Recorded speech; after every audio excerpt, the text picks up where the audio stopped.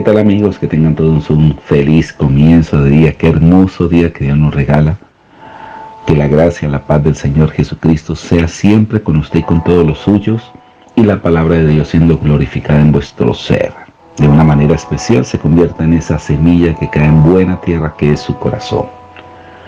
Hoy vamos a estar con el capítulo 63. Hemos llegado al relato de la gran venganza del Señor en el tiempo final. Para esto quiero hacer simplemente un pequeño resumen de cómo vamos llegando al libro de Apocalipsis. Es un libro que muchos quieren comprender, no es tan fácil de interpretar. Por eso lo hemos dejado al final, después de haber visto el libro de Isaías y los profetas que estaremos viendo para mayor comprensión. Primeramente, el libro de Apocalipsis es el diseño para el pueblo de Israel y no para la iglesia. Cuando se active después del capítulo 3 de Apocalipsis, hay que entender que la iglesia ya no estará en la tierra, habrá sido arrebatada por el Espíritu Santo. La activación de Apocalipsis después del capítulo 3 es todo Israel. Israel vuelve a escena. Para que usted entienda mayor esta comprensión. Casi todos estos compendios proféticos de los profetas es Israel. La iglesia aparece en algunos puntos muy aislados, pero en la mente de estos profetas es Israel. Cuando viene Jesús a esta tierra, vino por su pueblo, a las ovejas perdidas de Israel, dice Jesús. He traído el pan a los hijos, hablando de Israel. El texto en Juan dice, a los suyos vino, pero los suyos no le recibieron. Por esa dureza, Israel será castigado por Dios y vivirá una serie de acontecimientos terribles. Pero en el campo espiritual, en el campo ministerial, ya que Israel era llamado a ser luz a las naciones, Dios levanta un pueblo que no era su pueblo y levanta a la iglesia. La iglesia se forma por la negación de Israel y se incrusta en el olivo, es decir, que las bendiciones, las promesas que Dios le da a Israel, ahora el cristiano puede tomarlas. Y todo este tiempo la iglesia ha surgido y ha tenido cambios y se ha perfeccionado. Y Dios levanta un hombre, un apóstol, para hablarle a la iglesia como el apóstol Pablo. Después de que la iglesia cumpla la función de llevar el evangelio a todas las naciones, y si bien es cierto, Israel es una nación próspera, evidentemente de avance, una nación tan pequeña, hemos visto simplemente demostración de poderío, de grandeza, de bendición. En el campo espiritual Israel no cumple el propósito.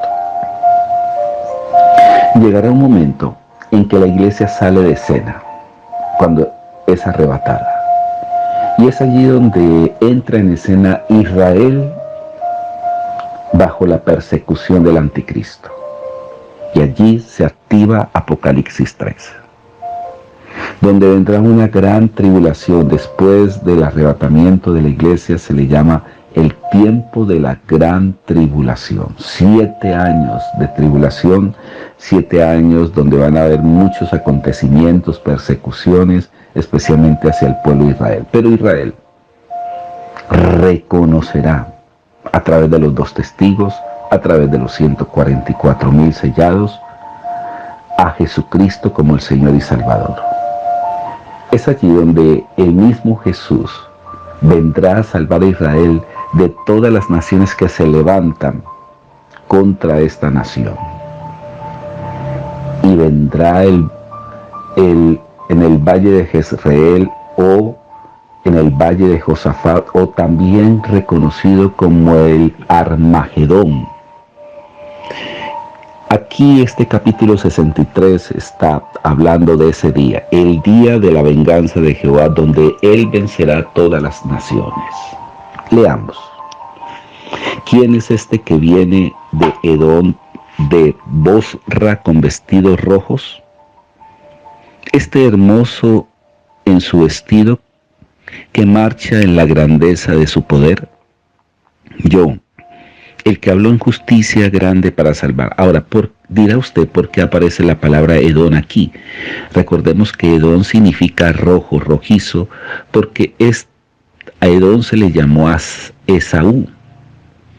Cuando él pide el plato o el potaje de frijoles a Jacob, fue allí que se le coloca por primera vez Edom, los edomitas. Y Edom es un prototipo de la naturaleza caída humana. Y aquí está representando a las naciones. Este capítulo comienzo con esa pregunta retórica del profeta Edom. Representa aquí a los países de tiranía y opresión. Edom, al sudeste del Mar Muerto, era el enemigo tradicional de Israel y simboliza aquí la hostilidad de las naciones contra Jehová. Ahora, Bosra era simplemente la principal ciudad de Edom. Y sigue diciendo aquí, el que habló en justicia grande para salvar, porque es rojo tu vestido.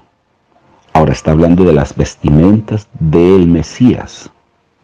Muchos pensaron que este color rojo era por la sangre derramada en la cruz, pero no es así. Aquí es rojo porque viene Jesús a abatir a las naciones y se van a convertir simplemente como en un lagar, y el Señor pisoteando las vides, y cada vez que las pisa, el jugo, o más bien la sangre de todas estas personas van a salpicar sus vestidos.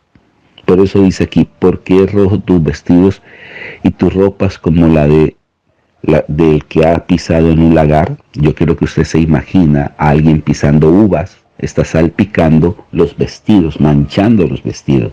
Bueno, así será el Señor, el día de la venganza. Cogerá a las naciones enemigas de Israel y las pisoteará. Entre esos está el anticristo. Porque dice aquí, he pisado yo solo el lagar, y de los pueblos nadie había conmigo. Y los pisé con mi ira, y los hollé con mi furor. Y su sangre salpicó mis vestidos y manché todas mis ropas. Y después dice, porque el día de la venganza está en mi corazón y el año de mis redimidos ha llegado. Ahora, cuando dice el año de mis redimidos, está hablando de Israel. Ahora, si usted va al libro de Apocalipsis, capítulo 14, verso 20, libro de Apocalipsis, capítulo 14, verso 20, vamos a encontrar lo siguiente. Y fue pisado el lagar fuera de la ciudad, y del lagar salió sangre hasta los frenos de los caballos por 1600 estadios. Esto se corrobora con lo que dice el libro de Isaías, igual que en el libro de Apocalipsis capítulo 19, verso 13. Vamos a leerlo del verso 12. Dice que sus ojos eran como llama de fuego, y había en su cabeza muchas diademas, y tenía un nombre escrito que ninguno conocía sino él mismo. Y dice aquí, y los ejércitos celestiales vestidos de lino finísimo, blancos y limpios, seguían el caballo blanco. Y dice aquí, de su boca sale una espada aguda para herir con ella a las naciones, y él las regirá con vara de hierro, y él pisa el lagar del vino del furor y de la ira del Dios Todopoderoso. También se cumple lo que dice el Salmo capítulo 2, que ya tuvimos la oportunidad de estudiarlo, libro de los Salmos capítulo 2, donde vamos a encontrar lo siguiente. ¿Por qué se amotina la gente si los pueblos piensan cosas vanas? Se levantan los reyes de la tierra y príncipes consultan unidos contra Jehová y contra su ungido. Rompamos sus ligaduras y echemos nosotros sus cuerdas. Aquí vemos que las naciones se levantarán primeramente contra Israel, es como levantarse contra el Señor. El verso 5 del capítulo 63 sigue diciendo: miré y no había quien ayudara. Hoy en día vemos eso claramente. Israel casi solo. Dios ha puesto un salvaguarda, que es los Estados Unidos. Miré y no había quien ayudara, y me maravillé que no hubiera quien sustentase, y me salvó mi brazo, y me sostuvo mi ira. Y con mi ira hollé a los pueblos, y los embriagué en mi furor, y derramé en tierra su sangre. De la misericordia de Jehová haré memoria, de las alabanzas de Jehová conforme a todo lo que Jehová nos ha dado, y de la grandeza de sus beneficios hacia la casa de Israel, que les he hecho según sus misericordias y según la multitud de sus piedades. Dice el verso 9: en toda angustia de ellos él fue angustiado, y el ángel de su faz los salvó.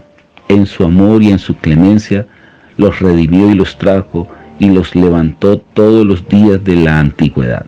Mas ellos fueron rebeldes e hicieron enojar su Santo Espíritu, por lo cual se les volvió enemigo, y él mismo peleó contra ellos. Pero se acordó de los días antiguos de Moisés y de su pueblo, diciendo: ¿dónde está el que les hizo subir del mar con el pastor de su rebaño? ¿Dónde el que puso en medio de él su Santo Espíritu? El que guió por la diestra Moisés con el brazo de su gloria, el que dividió las aguas delante de ellos, haciéndose así nombre perpetuo, el que los condujo por los abismos como un caballo por el desierto sin que tropezaran. El Espíritu de Jehová los pastoreó como una bestia que desciende al valle. Así pastoreaste a tu pueblo para hacerte nombre glorioso. Mira desde el cielo y contempla tu santa y gloriosa morada, hablando de Jerusalén. ¿Dónde está tu celo y tu poder? La conmoción de tus entrañas y tus piedades para conmigo se han estrechado, pero tú eres nuestro Padre. Qué hermosa esta parte, porque es de los pocos textos bíblicos donde se muestra la paternidad de Dios hacia Israel. Si bien Abraham nos ignora e Israel no nos conoce, tú, oh Jehová, eres nuestro Padre, nuestro Redentor perpetuo es tu nombre, porque, oh Jehová, nos has hecho errar de tus caminos y endureciste nuestro corazón en tu temor. Vuélvete por amor de tu siervo para las tribus de tus heredades. Qué hermoso este texto, hablando del día de la venganza del Señor. Estaremos con el siguiente capítulo relatando este acontecimiento. Bendiciones.